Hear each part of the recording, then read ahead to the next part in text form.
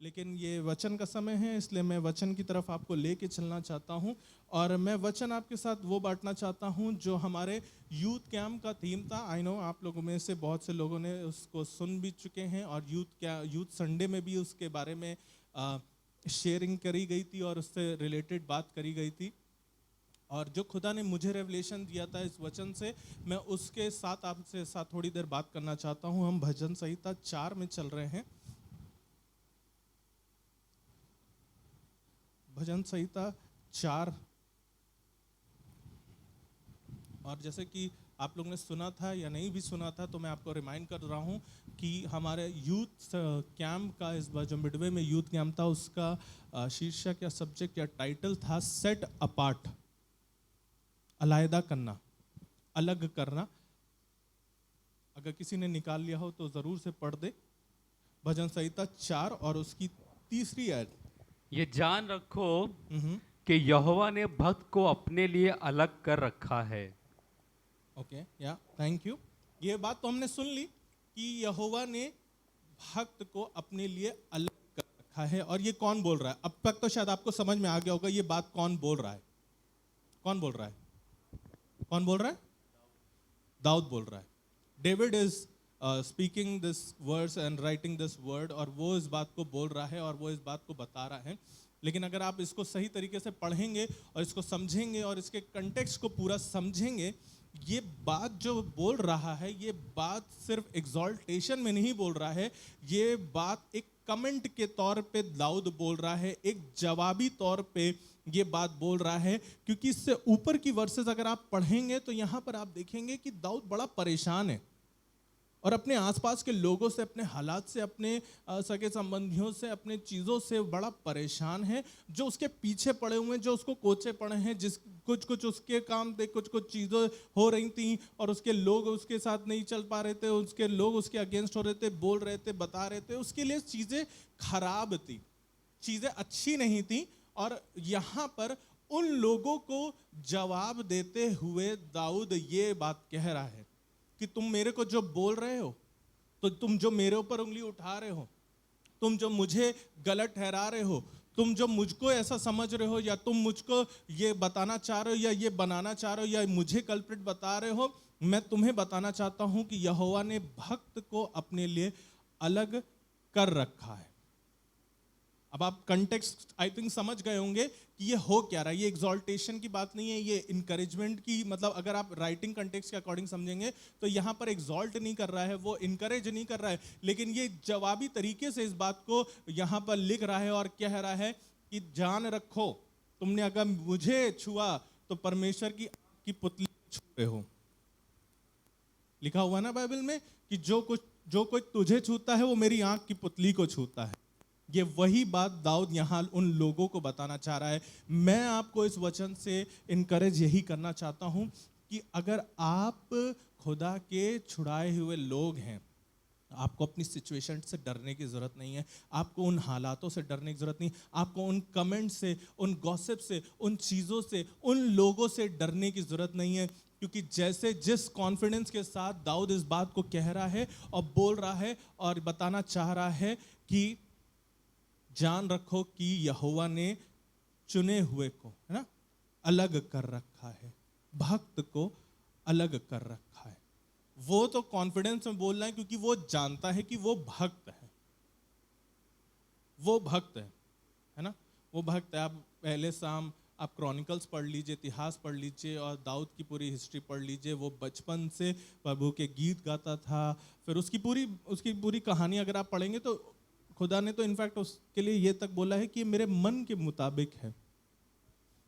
वो बिल्कुल नॉर्मल इंसान था, he was not a saint, he was not a priest.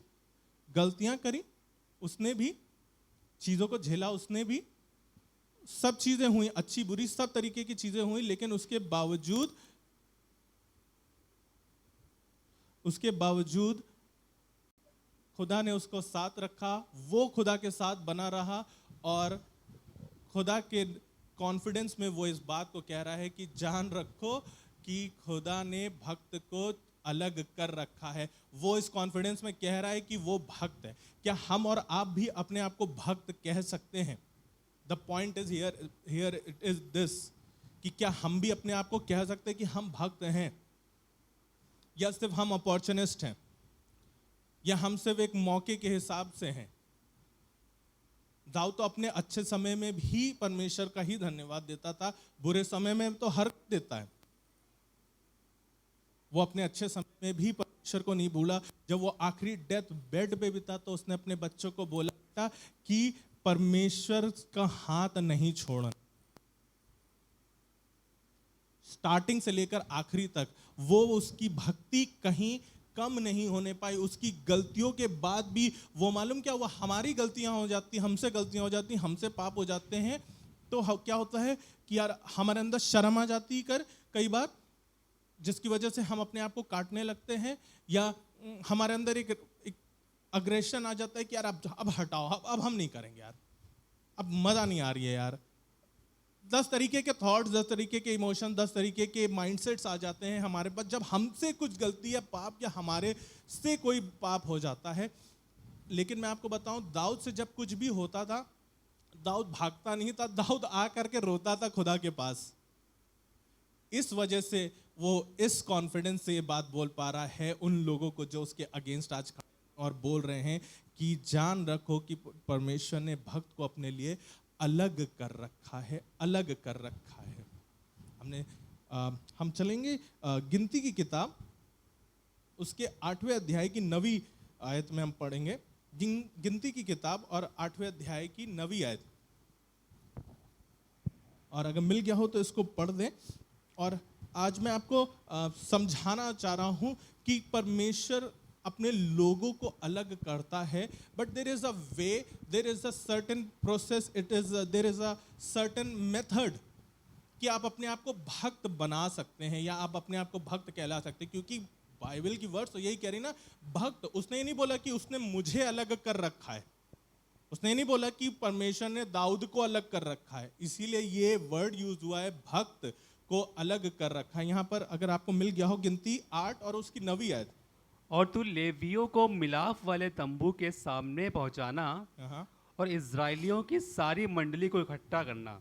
जी, यहाँ पर मैं आपको ये वर्स इसलिए मैंने पढ़ाई क्योंकि यहाँ पर क्या कहते हैं, लेवी मतलब ये जो प्रीस्ट होते थे, इनके लिए ऑर्डर था कि ये इजरायलियों को, बनी इजराइल को, पूरे को, जितनी इनकी लोग थे, इनको इकट्ठा करना। ये इकट्ठा करने के ऊपर मैं थोड़ी देर आपसे बात करना चाह रहा हूँ। जो यहाँ पर वर्ड यूज हुआ कि इंग्लिश में लिखा है and gather the whole community of बनी इजराइल। कम्युनिटी वर्ड जो है, ये इंग्लिश का वर्ड कम्युनिटी, आज के कंटेक्स्ट में हम लोग बोलते हैं कॉन्ग्रीगेशन, जो कि आप लोग हैं, है ना, पब्लिक जिसको बोलते हैं। बाहर की लैंग्वेज में बोला जाता है पब्लिक बैठी है, चर्च की लैंग्वेज में बोला जाता है कॉन्ग्रीगेशन बैठी है, बाइबल की लैंग्वेज में बोला जाता है कम्युनिटी बोला जाता है बाइबल की लैंग्वेज में। इसका जो हिब्रू वर्ड जो मुझे मिला, वो मतलब मैं कल ऐसी स्टडी कर रहा था और मेरे को ये वर्ड मिला था। इसका वर्ड का मतलब होता है कम्युनिटी वर्ड, जो वर्ड होता है इसका जो हिब्रू वर्ड है इदा। इसका मतलब यही होता है कि a group of people come together, coming together, a group of people coming together. कुछ लोगों की कुछ लोग एक साथ मिल करके एक साथ इकट्ठा होते हैं जब, तो उसको इदाह बोला जाता है। और इसकी जो डेफिनेशन मैं पढ़ रहा था हिब्रू में, उसका ये मतलब था कि जब एक साथ लोग इकट्ठा होते हैं एक पर्पस के लिए, एक पर्पस के लिए। हम काम पे जाते हैं काम के पर्पस के लिए, हम किचन में जाते हैं किचन के पर्पस के लिए, हम अपनी चीज़ों पे जाते हैं, अपनी चीज़ों को करते हैं, उसका अपना अपना एक पर्पस होता है। लेकिन जब हम यहाँ इकट्ठा होते हैं as a community, as a congregation, as इदाह, तो हमारा क्या पर्पस है? हम यहाँ पर किस लिए आते हैं? हम यहाँ किस लिए जमा होते हैं? हम सब यहाँ पर क्यों इकट्ठा होते हैं? ये लगभग 150 बार ये वर्ड इदा, कम्युनिटी, कॉन्ग्रीगेशन बाइबल में, यहाँ पर पुरानी किताबों में ये व्यवस्था, विवरण, निर्गमन, गिनती, इन सब में मिलाकर लगभग 150 बार ये वर्ड लिखा गया है। और इसका मतलब सिर्फ मैं आपको यहाँ पर यही बताना चाह रहा हूँ कि जब हम हर संडे यहाँ इकट्ठा होते हैं तो मेक श्योर कि आपके पास कोई पर्पस हो। Don't make it a habit, don't make it a एक रूल ना बना लें सिर्फ कि संडे है तो जाना है। अच्छी बात, आप इसको रूल बनाइए कि हर संडे आपको आना ही आना है, लेकिन साथ में इस चीज को याद रखें कि there should be a purpose. कोई जरूरी नहीं कि आपके पास कोई प्रेयर रिक्वेस्ट ही हो तभी आप भवन में आए। आपका पर्पस कुछ भी हो सकता है। आज हम जाएंगे परमेश्वर के भवन में, परमेश्वर का सिर्फ धन्यवाद देंगे। आज हम परमेश्वर के पास जाएंगे, उसके भवन में जाएंगे। हम अपने, अब सिर्फ चर्च की मैं बात नहीं कर रहा हूं, क्योंकि कम्युनिटी कांग्रेगेशन, एक गैदरिंग इदा जो होता है वो कहीं भी हो सकती है। ठीक है, आप जब किसी ग्रुप में भी बैठे हैं, अपने घर में भी बैठे हैं, तो मेक श्योर कि there has to be a purpose and that purpose, वो पर्पस कुछ खुदा से रिलेटेड हो। क्योंकि जब आप अपने आप को बोलते हैं ना भक्त, तो उसकी भक्ति आपके अंदर से दिखाई भी देने वाली हो सके, ताकि तभी तो खुदा आपको अलग करेगा। हम सिर्फ वर्ड्स को क्लेम कर देते हैं, लेकिन हम उस वर्ड में बैठ ही नहीं रहे, और बाद में हम कहते हैं कि हमारे लिए तो कुछ अलग करने वाली बात ही नहीं हो रही, हमारे लिए तो कुछ अच्छा हो नहीं रहा, हमारे लिए तो कुछ चीज़ें बन नहीं पा रही हैं। मैं आपको लेके चलना चाहता हूँ लय व्यवस्था, लेविटिकस 19, लय व्यवस्था 19। ये लय व्यवस्था की किताब बड़ी टेढ़ी किताब है कि अगर आप शायद ऐसे पढ़ेंगे तो आप पढ़ नहीं पाएंगे पूरी, लेकिन आपको स्टडी करनी होगी तो ही आप इस पे जाएंगे, क्योंकि यहाँ पर इजरायलियों के लिए खुदा ने रूल्स बताए थे। पुराने नियम के ये रूल्स थे, 10 कमांडमेंट से भी हट करके ये रूल्स थे कि ये इजरायलियों को कैसे जीना चाहिए, कैसे रहना चाहिए। और आज तक इजरायली जो हैं, इन लय व्यवस्था की किताब उनके पास है और उसको वो मानते हैं। जो असली इजरायली हैं, जो हिब्रू लोग हैं, वो ज्यूश लोग हैं, उसको आज भी ये लेविटिकस की बुक को मानते हैं। और यहाँ पर जो हम पढ़ रहे हैं, और जब मैं ये पढ़ रहा था तो यहाँ पर कुछ चीज़ें तो ऐसी लिखी हैं, आप पूरी बात पढ़ेंगे तो आपको मिलेगा कि यहाँ पर रूल्स लिखे हैं, ये मैं मतलब के नहीं है, तो हम शायद कभी करते भी नहीं है। लेकिन जब खुदा मुझे इस चीज़ से कुछ दिखाने लग गया और रेवलेशन देने लग गया, हम 17th वर्स से पढ़ रहे हैं, मैं पढ़ देता हूँ। अपने मन में, लय व्यवस्था 19 और उसकी 17वीं आयत, अपने मन में एक दूसरे के प्रति बैर ना रखना, अपने पड़ोसी को अवश्य डांटना, नहीं तो उसके पाप का भार तुझको उठाना पड़ेगा। हिंदी है, मुझे बार बार रिपीट करने की जरूरत नहीं, आप समझ रहे होंगे कि यहाँ क्या लिखा है, बिल्कुल सरल शब्दों में लिखा है। मैं फिर से स्टार्ट कर रहा हूँ। अपने मन में एक दूसरे के प्रति बैर ना रखना, अपने पड़ोसी को अवश्य डांटना, नहीं तो उसके पाप का भार तुझको उठाना पड़ेगा।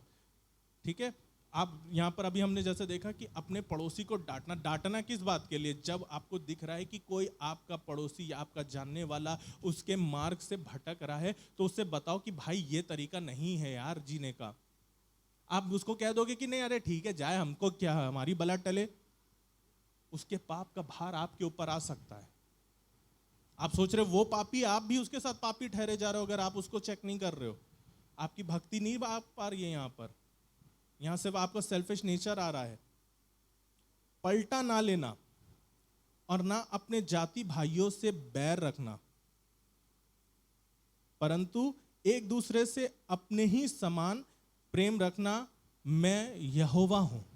बड़ी मतलब सरल बातें हैं वैसे तो कहा जाए, लेकिन ये सरल बातें भी हम लोग से कई बार हो नहीं पाती हैं हमारी आम जिंदगियों में। हजारों साल पहले ये लय व्यवस्था दी गई थी लेवियों के लिए कि ये बनी इज़राइल को बताए, लेकिन वो और हम में कोई अंतर है नहीं। वो भी गिर रहे थे, हम भी आज भी अपने जीवन में इन चीज़ों में गिर रहे हैं और इन चीज़ों में आज भी फेल हो रहे हैं। देखिए, सरमन का, शेयरिंग का, वर्ड का पर्पस और सोल पर्पस यही होता है। अभी मैं जब हम लोग आश्रम में, तो एक बात बड़ी अच्छी मुझे लगी वहाँ पर, वो एक बात बोल रहे थे कि लगता है कि अब बाइबल एक तरीके से ख़त्म हो गई है, अब क्या प्रीच करें, तो हम अपनी बातें करने लगते हैं। तो वहाँ पर जो पास्टर थे उन्होंने बड़े अच्छे तरीके से बताया कि make sure you repeat the words. वचन को बार बार बांटते रहें, चाहे आपको लग रहा है कि सेम वर्ड है, वो आपके लिए सेम है, लेकिन जो सुन रहा है उसके लिए वो नए तरीके से कहीं ना कहीं टच कर सकता है। ये मुझे अभी ये बात याद आई और इसलिए मैं आपके साथ ये बांट रहा हूँ, क्योंकि आप भी सोच रहे होंगे ये बात शायद आपने भी पढ़ी होगी या आपको किसी ने बताया होगा, लेकिन मैं आपको बताना चाह रहा हूँ कि ये बड़ी सरल बात है, लेकिन इसमें भी हम गिर जाते हैं और इनको जब हम अमल करेंगे तो हमारी भक्ति हमारे अंदर आती जाएगी, हमारी भक्ति परमेश्वर को दिखने लगेगी और वो हमें अपने लिए अलहदा करना शुरू कर देगा, वो हमें अपनी चीज़ों के लिए अलग करना शुरू कर देगा। और एक वर्ष मैं आपके सामने और पढ़ना चाहता हूँ, तो मेरी विधियों को निरंतर मानना, अपने पशुओं को भिन्न जातियों के पशुओं से मेल खाने ना देना, अपने खेत में 2 प्रकार के बीज इकट्ठा ना बोना और सनी और ऊन के मिलावट से बना हुआ वस्त्र ना पहनना। यहाँ पर तो इनके लिए, इजरायलियों के लिटरल टर्म्स में ये बात हो रही थी कि अपने खेत में 2 तरीके के बीज नहीं, लेकिन आपको मालूम है जब जब खेत बोला जाता है बाइबल में, तो खेत का मतलब होता है आपका दिल, आपका हार्ट। अपने दिल में 2 तरीके के बीज ना बोइए कि सुबह अर्ली मॉर्निंग डिवोशन, खुदा तेरा है बाकी दिन मेरा है, संडे तेरा है बाकी 6 दिन मेरा है। अपने दिल में 2 तरीके के बीज ना बोइए। काम तो देखिए सबको करना पड़ता है, क्या मैं, क्या आप, क्या दाऊद को जब लड़ाई पे जाना था तो वो लड़ाई पे भी जाता था, है ना। पौलुस को जब तंबू बनाना था वो तंबू भी बनाता था। सबको काम करना पड़ता है, there is no excuse for your work. But यहां पर सिर्फ वर्क की बात नहीं हो रही, आपके दिल के खेत की बात हो रही कि आप अपने दिल के अंदर क्या क्या चीजें बो रहे हैं। क्या आप अपने अंदर वचन को बो रहे हैं, वचन के साथ साथ फिर उसके बाद वो गंदी बातें भी आपके अंदर रह रही हैं? क्या वो दोष लगाने की हैबिट भी आपके अंदर रह रही है? क्या वो गालियां भी आपके अंदर रह रही हैं? क्या आपके अंदर वो घृणा की बातें, क्या वो गुस्सा आपके अंदर मन में रह रहा है? आप क्या बो रहे हैं? 2 तरीके के बीज मत बोइए। खुदा को ये पसंद नहीं आता, ये उसको ग्रहण योग्य ठहरता नहीं है, ये आपकी भक्ति को कम करता चला जाता है। 2 तरीके के, यहाँ पर लिखा ना, सनी और ऊन के वस्त्र ना पहनना। ये इजरायलियों के लिए आज भी मैंडेटरी है, जो इनके रबाइज होते हैं, रब्बी होते हैं, इनके लिए आज भी मैंडेटरी कि एक ही कपड़े, एक ही चीज का ये कपड़ा पहनते, 2 कपड़े मिला करके नहीं पहनते हैं। मिलावट की जिंदगी हमें नहीं जीनी है। ईसाई लोगों के सामने प्रेज द लॉर्ड और दूसरों के सामने जय जय जय जय जय।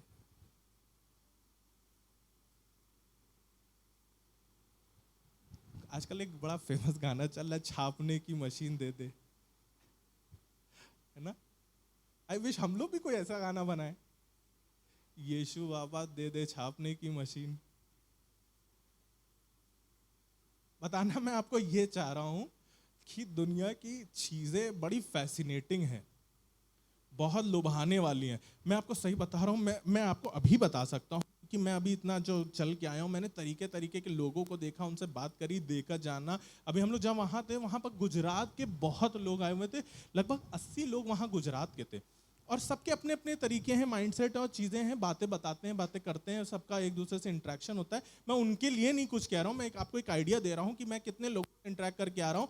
मैं आपको बता ये रहा हूँ कि दुनिया में बहुत सी लुभाने वाली बातें हैं जो हमें लगता है कि यार ये तो दुनिया का पैटर्न है, इसको अपना लेते हैं वरना हम आउटडेटेड हो जाएंगे, वरना लोग हमको कहेंगे ये अंकल हैं, वरना ये कहेंगे ये पुराने जमाने की आंटी, इनसे ना बात करना। मैं आपको आज ये बताना चाह रहा हूं खुदा के वचन के द्वारा कि आप अपने अंदर अपने पहनावे को खुदा के योग्य ही बना करके रखें। सिर्फ कपड़े से मतलब मैं बात नहीं कर रहा हूं, मैं सिर्फ कपड़ों की ही बात नहीं कर रहा हूं। मिलावट वाली चीजों से बचे, अपने आप को मिली जुली सरकार में ना रखें कि हम थोड़ा इधर भी, हम थोड़ा उधर भी, हम इसके पास भी, हम थोड़ा उसके पास भी।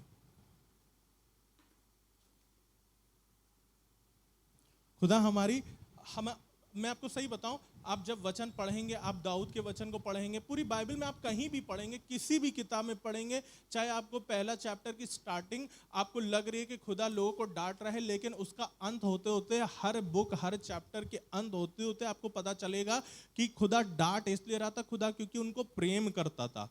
या खुदा उनको सजा दे रहा भी था तो वो इसलिए कर रहा था कि वो सुधर जाएं और वो उनके पास आ जाएं। कोई भी बुक आप उठा के देख लीजिए, खुदा कभी नहीं चाहता कि कोई एक सिंगल इंसान भी वेस्ट हो जाए या उसका जीवन वेस्ट हो जाए या वो दूर चला जाए।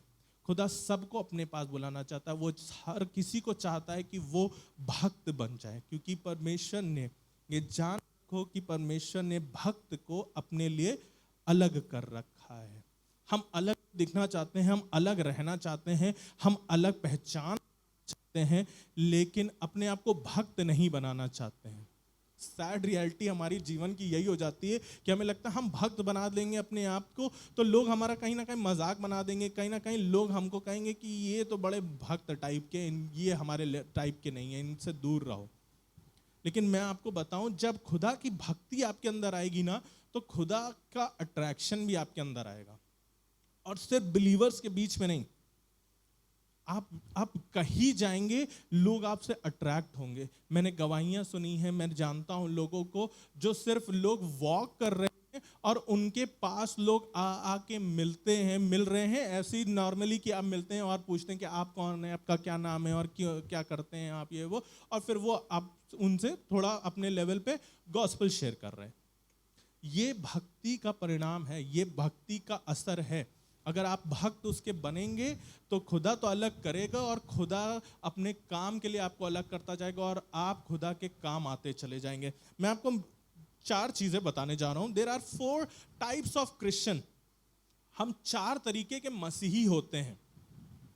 ये मसीह आपने भी कहीं ना कहीं देखे, मैंने भी कहीं ना देखे, और इन चारों में से मैं कहीं ना कहीं फॉल कर रहा हूं, आप भी कहीं ना कहीं फॉल कर रहे हैं, सॉरी टू से।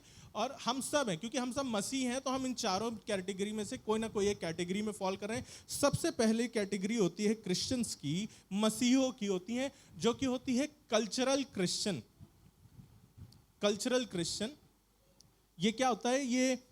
ये वो ईसाई होते हैं या ये वो मसीही होते हैं जिनका सिर्फ सरनेम मसीही है, जिसकी वजह से वो मसीही हैं। जो सिर्फ चीज़ों की वजह से, मतलब उनके सरनेम के आगे जॉन, डिकोस्टा, मसीह, मैसी ये सब लगा हुआ है, इसलिए वो ऑन फॉर्म क्रिश्चियन है। ना उनको चर्च से कोई मतलब है, ना उनको बाइबल से कोई मतलब है। उनके फ़ोन में कोई बाइबल का ऐप भी आप नहीं पा पाएंगे गलती से भी। और बस उनको क्या कहते हैं, क्रिसमस, ईस्टर और गुड फ्राइडे पता होता है, उसके अलावा कुछ नहीं पता होता है। आई बिलीव मेरे चर्च में तो कोई भी ऐसा क्रिश्चियन नहीं है जिसको मैं कहूँ कि ये कल्चरल क्रिश्चियन है। लेकिन ये एक कैटेगरी है जो सिर्फ समाज में ईसाई कहलाते हैं, क्योंकि उनका सरनेम ईसाई है या किसी वजह से वो ईसाई बन गए। ठीक है, ये एक पहली कैटेगरी है, कल्चरल क्रिश्चियन। दूसरी है कार्नल क्रिश्चियन। जिस्मानी रूप से आप क्रिश्चियन हैं, आपने सैल्वेशन ग्रहण कर लिया, आप प्रभु यीशु मसीह में आ गए हैं, आपने परमेश्वर को बोला, आपने रिपेंट करा एक बार और आप परमेश्वर में आ गए और कहा कि यीशु मसीह तू ही मेरा प्रभु है। आपने एक बार सैल्वेशन ग्रहण कर लिया, लेकिन उसके बाद आप क्या कहते हैं, बिलीवर कलीसिया में जुड़ गए, आपने क्या कहते हैं बाइबल पढ़ना शुरू कर दिया, लेकिन आप करते अपनी मन की हैं, है ना, वो बोली जाती है ना कि सुनते सबकी करते अपनी।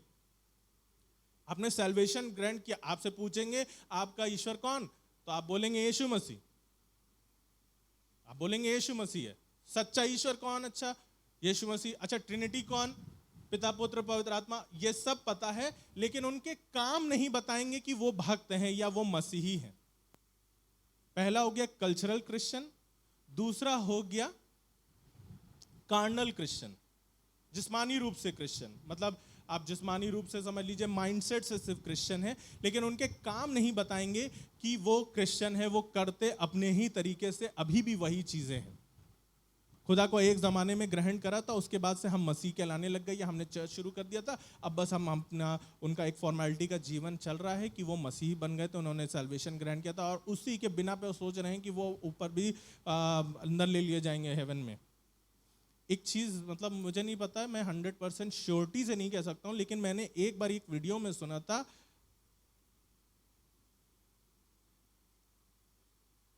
मैं इसको मतलब मैं बिना किसी को ऑफेंड करे बात कहना चाहता हूं, आपने एक बार खुदा को ग्रहण किया है अगर, तो वो आपके लिए काफी नहीं है। आपने सोचा कि आपने एक बार गुनाह मतलब खुदा को ग्रहण कर लिया, आपने मुंह से अंगीकार कर लिया और आपने सोचा कि अब हमको स्वर्ग जाने से कोई नहीं रोक सकता है। लेकिन मैं आपको बताऊं, वो पास्टर कह रहा था salvation and repentance is for every day. आपको हर दिन अपने पापों का अंगीकार करना है और हर दिन अपने सैल्वेशन, अपने उद्धार के लिए प्रार्थना करनी है। तो ये सेकंड क्रिश्चियन होते हैं जो कार्नल क्रिश्चियन होते हैं, जो अब एक बार के बाद सोचते हैं कि अब हमारे लिए दरवाज़ा खुल गया, अब हम मसीह हैं और हम सीधे अब्राहम की गोद में ही बैठेंगे। लेकिन आई हाईली डाउटेड। तीसरे होते हैं रिलीजियस क्रिश्चियन। अब सुनिएगा, मज़ेदार वाले आने वाले हैं। रिलीजियस क्रिश्चियन, अब मेरी तरफ आप लोग मत देखिए, मुझे भी डर लग रहा है। ये वो लोग होते हैं जो खुदा को जानते हैं, वचन को जानते हैं, पढ़ते हैं और रिलीजियस होते हैं। और वो इतने रिलीजियस होते हैं कि वो खुदा को भी पीछे छोड़ देते हैं कुछ चीजों में। नहीं, सीरियसली ये मेरी स्टडी नहीं है, मैंने अपने मनगढ़ंत पॉइंट नहीं लिखे। देयर इज अ स्टडी जिससे मैंने ये पढ़ करके ये आपके लिए लिखा है, ताकि आप लोग इस चीज के लिए अवेयर हो जाए। फर्स्ट हमारा था cultural, second carnal CARNAL, and then religious Christian, जो कि बड़े ही अच्छे क्रिश्चियन होते हैं, जो उद्धार पाए हुए क्रिश्चियन होते हैं, जिनके लिए अच्छे काम करना उनके लिए स्वर्ग का मार्ग है और उनसे मतलब नहीं बाकी दुनिया क्या कर रही है और खुदा का वचन कहाँ जा रहा है। वो अच्छे क्रिश्चियन, और उनका अच्छा काम करना सिर्फ इसलिए होता है क्योंकि वो अपने आप को प्रूफ करना चाहते हैं। स्टडी में ही लिखा था कि ये अच्छे क्रिश्चियन इसलिए बनते हैं कि ये अपने आप को प्रूफ कर सके कि वो अच्छे हैं। लेकिन मसीही जीवन का उद्देश्य ये नहीं कि आप अच्छे बन सकें, आप अपने आप को अच्छा दिखा सकें। मसीही जीवन का उद्देश्य है कि आप मसीह के पास लोगों को अपनी अच्छाइयों से ला सकें। ये बनते बहुत हैं, ये दिखाते बहुत कुछ हैं, लेकिन ये कई बार खुदा की बातों को इग्नोर करके अपने आप को ही ज्यादा दिखाने लग जाते हैं। ये वो रिलीजियस क्रिश्चियंस होते हैं। ये कई बार चीज़ों को, मसीही जीवन को एक रिचुअल की तरह मानते हैं और करते हैं और उसी के अकॉर्डिंग चलते हैं। अभी जैसे मैंने आपको बताया ना, वहाँ पर भी क्या कहते हैं बातें होती थी, वो मसीही बातें होती थी। वहाँ पे भी कहते हैं होली स्पिरिट का डिस्कशन हो रहा था। अब मैं ये नहीं बताऊंगा बातें क्या हो रही थी, लेकिन होली स्पिरिट के डिस्कशन में वहाँ पर मुझे भी समझ में आ रहा था कि सबके अपने अपने पॉइंट ऑफ व्यू थे। सब, किसी को मैं गलत या सही नहीं बोल रहा हूँ, लेकिन सब वहाँ पर भी मुझे समझ में आ रहा था कि यहां पर कुछ लोगों ने बड़े रिचुअलिस्टिक, मतलब क्या कहेंगे उसको, कि रूल्स के अकॉर्डिंग चीजों को अपनाया है।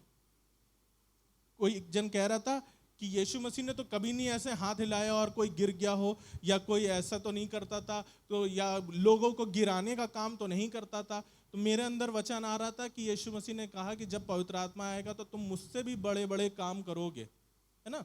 तो मैं ना उनको गलत कह रहा हूं और ना जो लोग पवित्र आत्मा की अगुवाई से गिर जाते हैं उनको सही गलत कह रहा हूं। मैं एक आपको आइडिया बता रहा हूं, एक सिर्फ आइडिया देना चाह रहा हूं। मैं किसी को यहां पर भी जज नहीं कर रहा हूं, ना मैं उनको जज कर रहा हूं। मैं आपको बता रहा हूं पॉइंट कि ये हमारे होते हैं रिलीजियस क्रिश्चियन, जो अपने तरीके से, अपने माइंडसेट से अपनी मसीही जीवन को चलाना चाहते हैं। मसीही जीवन को किसके अकॉर्डिंग चलाना चाहिए, आप मुझे बताइए। किसके अकॉर्डिंग चलाना चाहिए? वचन के अकॉर्डिंग, यीशु मसीह के अकॉर्डिंग, है ना। अपने माइंडसेट से नहीं कि हमें ये अच्छा नहीं लगता तो हम ये नहीं करेंगे, या हमको ये अच्छा लगता तो हम यही तरीका अपनाएंगे। नहीं। अब मैं आपको फोर्थ क्रिश्चियन के बारे में बताना चाहता हूं। ये होते हैं स्पिरिचुअल क्रिश्चियन, जो कि हमेशा ओपन होते हैं होली स्पिरिट के लिए, जो हमेशा ओपन होते हैं होली स्पिरिट के लिए। ऑब्वियसली इन्होंने उद्धार पाया है, ये बाइबल को पढ़ते हैं, इनके अंदर पवित्र आत्मा भी है, और जो पवित्र आत्मा इनसे जब जैसे बात करता है तब ये वैसे काम करते हैं। मैं चाहता हूं कि मैं इस कैटेगरी में फॉल हो सकूं। मुझे नहीं पता कि अभी मैं इस कैटेगरी में फॉल होता हूं या नहीं होता हूं। दुआ तो मेरी यही है कि मैं इस वाले टाइप का क्रिश्चियन बन सकूं, कि मैं पवित्र आत्मा के चलाए हर समय चल सकूं। आप सबके लिए भी मेरी यही प्रार्थना है कि हम भी ये स्पिरिचुअल क्रिश्चियन बन सके और पवित्र आत्मा के ही चलाए चल सके, अपने माइंडसेट, अपने रिचुअल्स, अपने रूल्स के अकॉर्डिंग नहीं, या अपने कंफर्ट जोन के अकॉर्डिंग नहीं, कि हमें यही सहूलियत लगती है तो हम इसके हिसाब से चलते हैं। नहीं, पवित्र आत्मा के अकॉर्डिंग आप कभी पढ़ेंगे, आप कभी कोशिश करिए कभी पढ़ने की, कुछ होली स्पिरिट के बारे में कुछ चीज़ें पढ़ने के बारे में, लोगों की स्टोरीज आप पढ़ेंगे तो पवित्र आत्मा उनको ऐसी ऐसी कठिन जगहों पे ले करके चला जाता है जहाँ पर लोग बड़े परेशान हो रहे होते हैं, और फिर जा करके उनके थ्रू वो मिरेकल करवाता है, और तब उनको रियलाइज होता है कि क्यों वो आए थे वहाँ पर। तो डोंट एक्सपेक्ट कि जब होली स्पिरिट काम करेगा तो बड़ा आरामदायक काम होगा, लेकिन आप अगर स्पिरिचुअल क्रिश्चियन है तो आप होली स्पिरिट के ही चलाए चलेंगे। तो ये 4 कैटेगरी होती है हमारे मसीहों की, कि हम ऐसे इन चारों में से कहीं ना कहीं आपको लग रहा होगा, दूसरे के बारे में ना सोचिएगा, अपने बारे में सोचिएगा, आप कौन सी कैटेगरी में फॉल करते हैं, कल्चरल, कार्नल, रिलीजियस, स्पिरिचुअल। हम कौन सी कैटेगरी में फॉल करते हैं, हमारी भक्ति किस कैटेगरी में फॉल करती है। मेरे साथ निकाल ले निर्गमन उसका 8वां अध्याय,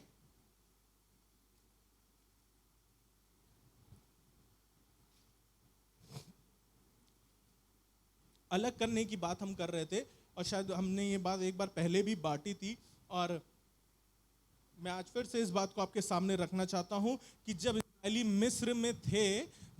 मिस्र में थे तो उस मिस्र के बीच में भी खुदा ने उनको अलग कर रखा था। अब कैसे अलग कर रखा था, अब आप देखिएगा 8वें अध्याय की 22वीं आयत में कुछ इस प्रकार लिखा हुआ है, और कोई जन निर्गमन 9:26 भी निकाल ले।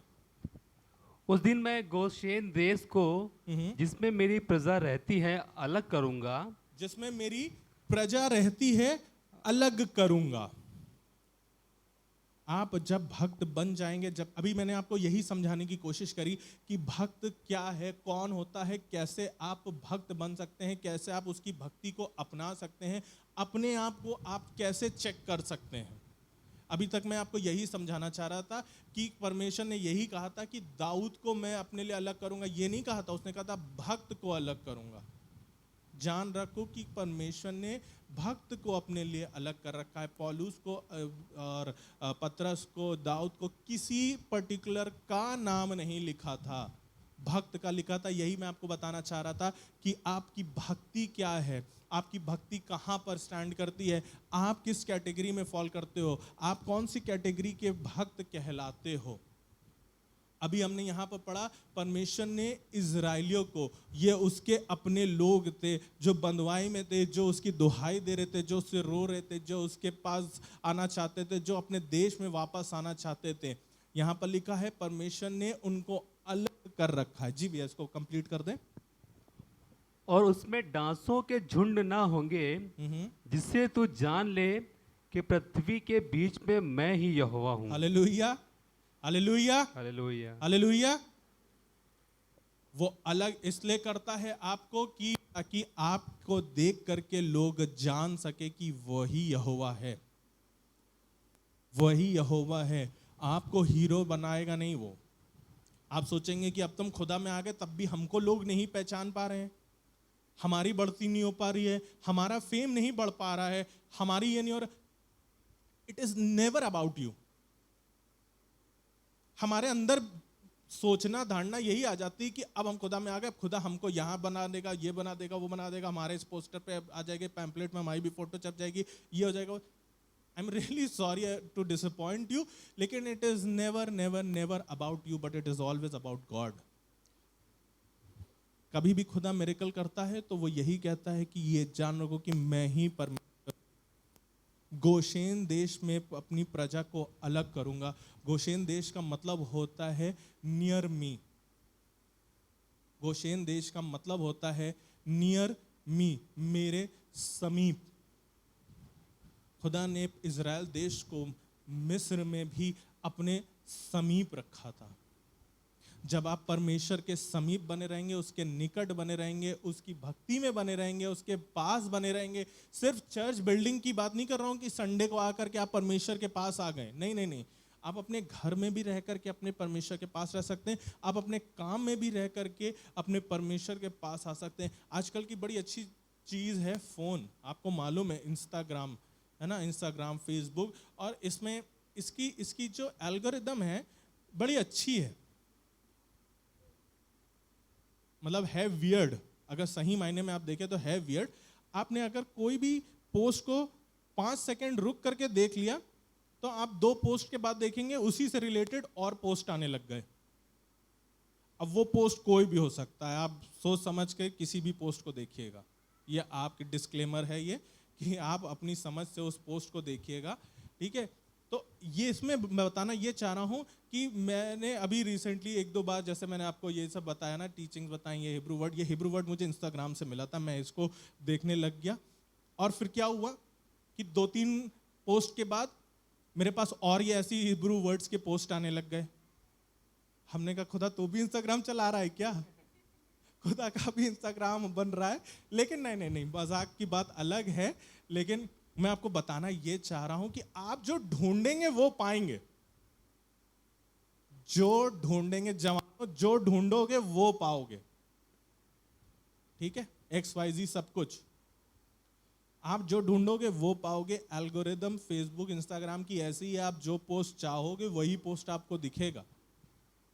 आप उसके निकट रहना चाहते हो तो वो आपको निकट आने के मौके देता चला जाएगा। गोशेन देश में उसने अपने समीप रखा था। हमें ये बात को समझने की ज़रूरत है कि सिर्फ एक चर्च बिल्डिंग जगह नहीं जहां आप उसके पास आते हैं, आप अपने रोज़मर्रा की ज़िंदगी में भी उसके पास आ सकते हैं, उसके समीप रह सकते हैं, उसके निकट बने रह सकते हैं, और परमेश्वर आपको अलग करेगा। लिखा है ना, आगे लिखा हुआ। इनफैक्ट आप इसकी 9वें अध्याय की 26वीं आयत पढ़ दें। 9वें अध्याय की 26वीं आयत। केवल गोशेन प्रदेश में जी जहाँ इजरायली बसते थे, ध्यान से सुनिएगा, केवल पूरे इजिप्ट में, सिर्फ गोशेन देश में जहां इजरायली बसते थे, जिसको परमेश्वर ने अलग कर रखा था, सेट अपार्ट कर रखा था, अलहायदा कर रखा था। जी, ओले नहीं गिरे। ओले नहीं गिरे। कोई विपत्ति गोशेन देश में नहीं आई, है ना। अभी गवाहियां हम सुन रहे थे, होर्डिंग गिर गया, very sorry for them, unfortunate incidents. जब आप उसके निकटता में, उसके गोशेन में, उसके समीप, उसके पास बने रहेंगे तो कोई डांसों का झुंड, कोई ओले, कोई में आपको डरा नहीं सकेगी, कोई बाढ़ आपको डुबा नहीं सकेगी, हालेलुया। कोई आग आपको जला नहीं सकेगी। और सिर्फ मेटाफोरिकली नहीं मैं बोल रहा हूं, मैं सही में आपको बता रहा हूं। खुदा को आपको बचाना होगा तो वो बाढ़ में भी आपको निकाल लेगा, वो आग के बीच में भी आपको जलने नहीं देगा। आपने वचन पढ़ा है डैनियल को कैसे आग में भी, है ना। इस बार यूथ कैंप में बहुत डैनियल के बारे में हम देख रहे थे, सुन रहे थे, पढ़ रहे थे कि डैनियल को कैसे कैसे बचाया। मैं उस पर नहीं जाना चाहता हूँ, वरन आपको मैं लेके चलना चाहता हूँ भजन संहिता 16:2।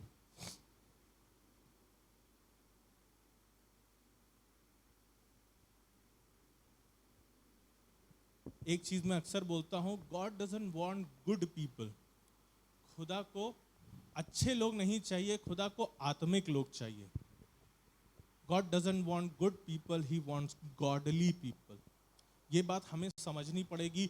अच्छे लोग और आत्मिक लोग में फर्क है। जी, 16:2 अगर मिल गया हो तो पढ़ दो। मैंने यहोवा से कहा, हाँ जी। तू ही मेरा प्रभु है, तेरे सिवा मेरी भलाई कहीं नहीं। हाँ, उसको बड़े अच्छे तरीके से ये चीज समझ में आ गया कि कोई भी उसका पैलेस, कोई भी उसका गार्ड, कोई भी उसकी आर्मी उसको बचा नहीं पाएगी, कोई भी चीज उसको सुरक्षित रख नहीं पाएगी, लेकिन सिर्फ और सिर्फ परमेश्वर ही है जो उसको बचा सकता है, सिर्फ और सिर्फ परमेश्वर ही है जो उसको निकाल सकता है, सिर्फ और सिर्फ परमेश्वर ही है जो उसको जिला सकता है, सिर्फ और सिर्फ परमेश्वर ही है जो उसको जय दिला सकता है। हालेलुया। सिर्फ परमेश्वर है जो उसको सब चीज़ों, उसे ये चीज़ मालूम था कि तेरे तेरे सिवा मेरी भलाई कहीं नहीं है। वो बड़े बड़े सरल शब्दों में ये बात लिख रहा है।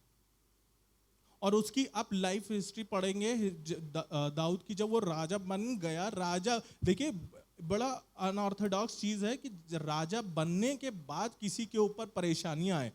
यूजुअली राजा बनते हैं तो लगता है कि बड़ी आराम की जिंदगी है, लेकिन राजा बनने के बाद इक्वली उसके पास ट्रायल्स एंड ट्रबल्स आते रहे। तो आप अगर सोच रहे हैं कि आप मसीही जीवन में आ गए, आपने खुदा को अपना लिया है और तब भी हमारे पास हालात सही नहीं हो रहे हैं, तो दाऊद को याद कर लीजिएगा।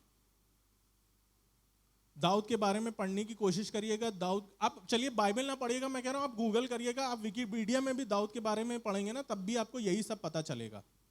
जैसे भी आप चाहें, जो उसके निकट बनना चाहते, रहना चाहते हैं ना, उनके लिए चीजें खुलती हैं, उनके लिए खुदा मार्ग खोलता है और आपको अपने वचन के प्रकाश से वो समझाएगा और सिखाएगा कि उसके निकट बने रहने हमारी भलाई ही है।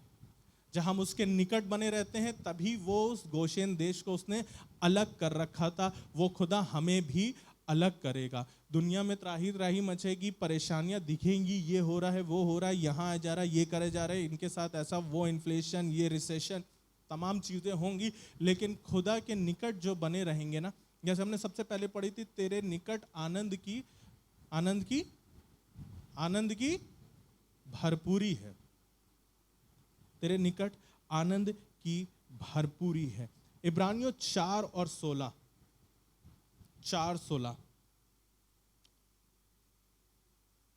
कई बार जब मैंने आपसे बांटा था ना कि कई बार दाऊद ने ये वचन जो जान रखो कि परमेश्वर ने भक्त को अपने लिए अलग कर रखा है, तो ये तब लिखा था जब उसके सामने कुछ परेशानियां आ रही थी, दिक्कतें आ रही थी, जब उसने कुछ गलत काम करे थे और जिसकी वजह से लोग उसके पीछे पड़ गए थे, उसके बारे में भिन्न भिन्न तरीके की बात कर रहे थे और कह रहे थे कि ये करप्ट है, ये सही नहीं, वो सही नहीं, नहीं वैसा नहीं, इसको ऐसा करना चाहिए, वैसा करना चाहिए।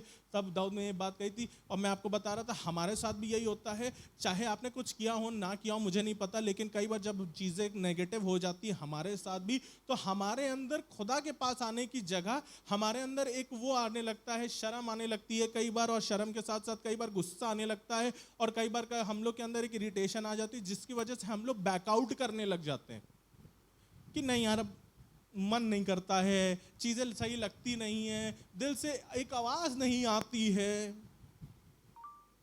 कोई आवाज नहीं आने वाली, कोई आवाज नहीं आने वाली, कोई धक्का नहीं आने वाला है। आपको खुद करना पड़ेगा, खुद खुदा का नाम लेना पड़ेगा।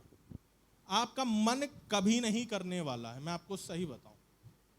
वर्सेस मेरे पास रेफरेंस इसको कोट करने के लिए भी है, लेकिन मैं टाइम नहीं बढ़ाना चाहता हूं। लेकिन मैं आपको एक सरल शब्दों में बता रहा हूं, किसी आवाज की, कोई पुश की, कोई धीमी आवाज, कोई लाउड आवाज, कोई धक्का, कोई बैठना उठने के वेट ना करिए, खुदा के पास आइए, खुदा के निकट आइए, खुदा से बात करिए। इसके अलावा और कोई चारा है नहीं हम इंसानों के पास, और कोई तरीका है नहीं। आप सोच रहे हैं कि आपके लिए बीच घने बादलों के बीच में से एक सनशाइन आपके सामने बिल्कुल गिरेगी, आप वहां खड़े हो जाएंगे और फिर आपको लगेगा खुदा बुला रहा है, तब आप आएंगे चर्च। या सब तरफ बारिश हो रही और हमारे यहाँ बारिश नहीं हो रही तभी हम जाएंगे चर्च। प्लीज ये सब बातों से अब हमें ऊपर हटने की जरूरत है। सब तरफ धूप निकली, हमारी तरफ छाया है, तभी हम जाएंगे चर्च। खुदा ने बुलाया है, चलो बुलावा आया है, खुदा ने बुलाया है। जी जी प्लीज पढ़े इब्रानियों 4:16। इसलिए आओ हम अनुग्रह के सिंहासन के निकट साहस बांध कर चलें। साहस बांध करके चलना पड़ेगा, साहस बांध करके अपनी कमर कसनी पड़ेगी, चाहे हाथ टूटा हो, चाहे हफ्ता खराब गया हो, जेब में पैसे बिल्कुल लिमिटेड दिख रहे हो, साहस हियाव बांध करके खुदा के पास आना पड़ेगा, उसकी निकट आना पड़ेगा, उसके निकट, है ना, नियर मी, उस गोशेन में रहना पड़ेगा आपको। उस गोशेन देश को ही अलग करा था, जी प्लीज कंप्लीट कर दे भैया, थैंक यू। कि हम पर दया हो जी। और वो अनुग्रह पाएं हम्म। जो आवश्यकता के समय हमारी सहायता करे। जो आवश्यकता के समय हमारी सहायता करे, अति सहजता से मिलने वाला परमेश्वर है हमारा। आपकी मन की प्रार्थनाओं को जानने वाला परमेश्वर है हमारा। ना कभी सोने वाला, ना कभी ऊँगने वाला, झूला झुलाने वाला तो बिल्कुल नहीं। सच्चा परमेश्वर है। बात बस इतनी है कि आपको स्टेप लेना पड़ेगा, या बांधना पड़ेगा। हालात चाहे जैसे दिख रहे हो, अच्छे बुरे, अगुवाई हो रही हो ना हो रही हो, आज बाइबल पढ़ने का मन नहीं कर रहा है, आज दुआ करने का मन नहीं कर रहा है, या आज कर तो लिया था, सुबह हो तो रहा है, अच्छा अभी जरूरत नहीं लग रही है, या मूड खराब है तो अब नहीं करेंगे। आपको अपना हियाब बांधना पड़ेगा। दाऊद ने ये बात बड़े डिस्करेज होकर के लिखी थी कि भक्त को उसने अपने लिए अलग कर रखा है। अपने आप को आपको भक्त बनाना पड़ेगा। दाऊद को अलग कर रखा नहीं लिखा था, भक्त को अलग कर रखा है लिखा है। भक्त अपने आप को हमें बनाना पड़ेगा। कौन सी कैटेगरी के क्रिश्चियन में आप फॉल करते हैं मुझे नहीं पता। आपकी कैटेगरी अच्छी वाली है, बुरी वाली है, आप जाने, आपका विश्वास जाने। ये खुदा का वचन है जो आपसे बात कर रहा है और कह रहा है मेरे समीप बने रहो, चाहे 40 डिग्री हो, चाहे 25 डिग्री हो, चाहे पहाड़ हो, चाहे जमीन हो, मेरे निकट बने रहो। वो तुम्हें अलग करेगा, वो आपको अलग करेगा, चीजों से बचाएगा ना। हमने अभी पढ़ा था ना 9वें अध्याय की 26वीं आयत में निगमन की कि गोशेन देश में ही सिर्फ कोई भी ओले नहीं पड़े। आप पढ़ेंगे तो आगे की भी प्लेग्स के बारे में लिखा हुआ है, कोई पहलौटा नहीं मरा। इनफैक्ट आगे आप पढ़ेंगे, एक वर्ड्स मुझे अभी बड़ी अच्छी मिली थी कि जब मिस्र देश से इजरायली जा रहे थे, उनके ऊपर एक कुत्ता तक नहीं भौंका था, लिखा हुआ है। Impressive right? लिखा, ये मैंने नहीं बोला, ये मैं नहीं बोल रहा हूं ना, मेरा कोई बनाया वर्ड, ये वर्ड लिखा हुआ है। ये सच में ये वर्ड लिखा हुआ कि एक कुत्ता तक उनके ऊपर नहीं भौंका था। खुदा ऐसे अलग करता है आपको कि क्या इंसान क्या जानवर सब आपको रिस्पेक्ट करेंगे अगर आप उसके अलग कहलाए हुए लोग बनेंगे। परमेश्वर आप सबको बड़ी आशीष दे। मैं विश्वास करता हूं कि आज इस वचन ने हमें ये समझ दी होगी कि हम अपने आप को अलग बनाने की कोशिश में लग जाएं। आज से कैसे हम अपने आप को परमेश्वर के लिए भक्त बनाएं ताकि परमेश्वर हमें अपने लिए अलग कर सके। वचन तो बहुत है, वर्सेस बहुत सी हैं। God has set apart the righteous. इस बात को हमें समझने की जरूरत है कि खुदा ने भक्त को, ये वर्ड कई बार हम मिस कर जाते हैं और चाहते हैं बाकी पूरी वर्ड्स हो जाए। नीचे लिखा है ना, ताकि वो हमारी दुहाई को सुने, वो हमारी सुनता है, सुनेगा, है ना। 4:3 में जो लिखा है उसका सेकंड पार्ट यही है, लेकिन फर्स्ट पार्ट के इस पर्टिकुलर वर्ड को कई बार हम मिस कर जाते हैं कि भक्त को अलग कर रखा है। किसी पर्टिकुलर हीरो को नहीं, किसी पर्टिकुलर हीरोइन को नहीं, बाइबल के किसी पर्टिकुलर कैरेक्टर को नहीं, किसी सिर्फ मेल या फीमेल की बात नहीं हो रही है। जो कोई उसकी भक्ति में बना रहेगा, जो कोई उस गोशेन देश में बना रहेगा जिसको परमेश्वर ने अलग करा था, वो परमेश्वर के साथ बना रहेगा।